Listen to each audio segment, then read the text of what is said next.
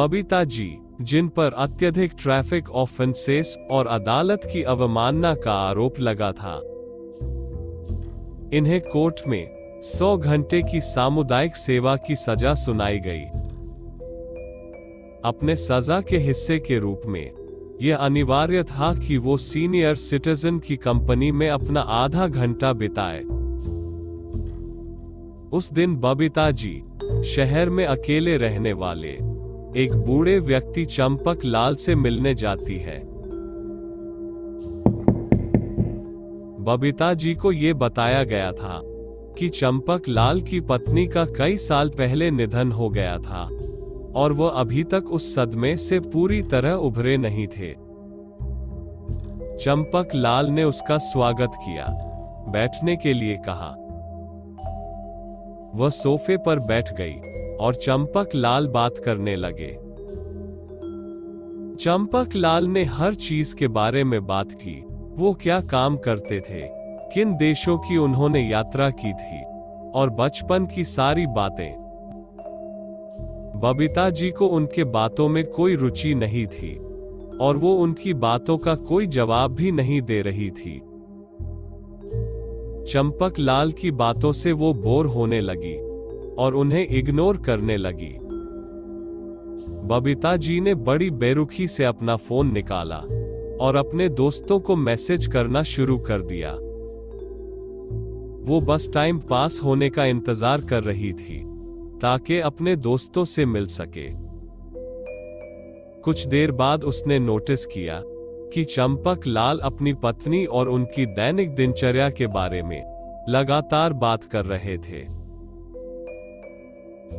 उन्होंने इस बारे में बात की कि कैसे उनकी पत्नी अपनी 2 नौकरियों में मेहनत करती थी और कैसे वो बाकी समय उनके और उनके बच्चों की देखभाल करने में लगाती थी। उसे अपना जीवन जीने के लिए समय ही नहीं बचता था। इससे चंपक लाल दुखी हो गए थे और वो उम्मीद कर रहे थे कि बच्चों के बड़े होने के बाद उनकी पत्नी जल्द ही सारी जिंदगी का सुख अनुभव कर सकेगी।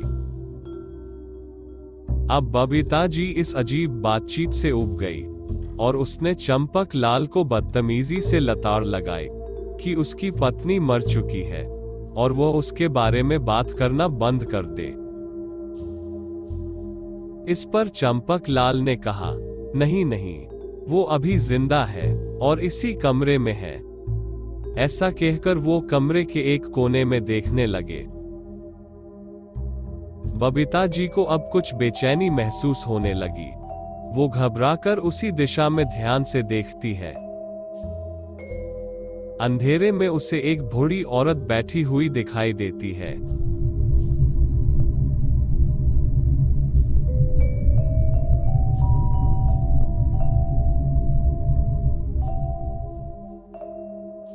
हालांकि उसे देखकर ऐसा लग रहा था कि वो मर चुकी है। उसे विश्वास नहीं हो रहा था कि वो क्या देख रही है। बबीता जी अपनी कुर्सी से उठी और धीरे धीरे उसके पास पहुंची। वह उसके करीब गई और तभी अचानक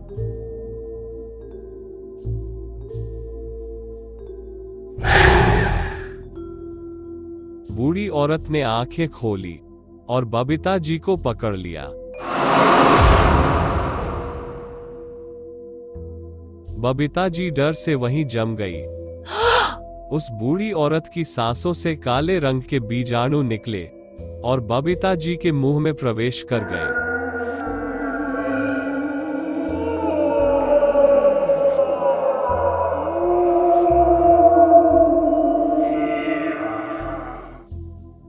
उसके बाद अंधेरा छा गया। जब उसकी आंखें खुली तो उसने अपने पुराने शरीर को देखा और मुस्कुराया। फिर वो अपने पति चंपक लाल के पास गई और उसे गले लगाया। अब वह दुनिया घूमने के लिए और जीवन जीने के लिए स्वतंत्र थी, जैसा कि वो हमेशा से चाहती थी।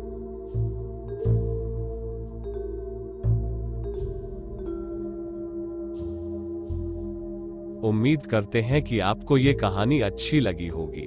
लाइक और कमेंट जरूर कीजिए। और अगर आप नए हैं तो चैनल सब्सक्राइब करना न भूलिए। फिर मिलते हैं नई कहानी के साथ, तब तक के लिए टेक केयर।